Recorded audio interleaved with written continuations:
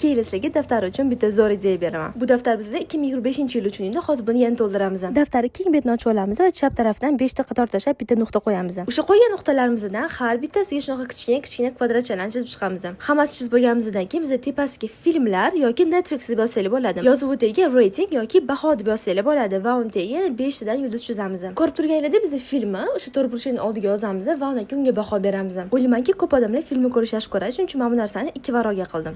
Ana endi keyingi varaqqa o'tamiz. Bu varog'imiz bizda o'zimiz haqida bo'ladi, ya'ni about me page deb tepasiga yozamiz. Chap tomonga o'zingizning rasmiylarni qo'yasizlar, o'ng tomonga esa profil deb yozib, yoshinglar, tug'ilgan sananglar, ism va familiya yoziladi. Profil pastiga esa like va dislike, ya'ni sizlar yoqtiradigan va yoqtirmaydigan narsalarni yozib chiqasizlar. Undan pastiga esa o'tiramiz, sizlar juda ham yaxshi ko'radigan narsalar, masalan, qaysi qo'shiq sizlarga yoqishi yoki qaysi taom. И обязательно bu varaqni ham stikerlar bilan bezatamiz. Keyingi varaq esa tug'ilgan kunlar uchun. 12 ta to'rtburchaklarni chizib, tepasiga oy nomlarini yozib chiqamiz va tepasiga yana tug'ilgan kunlar deb yozamiz. Qaysi oyda kimning tug'ilgan kuni bo'lsa, o'sha odamlarning ismi va sanasi yoziladi. Profilimda bloknotda ham qolgan 3 ta qismini ham ko'rishingiz mumkin.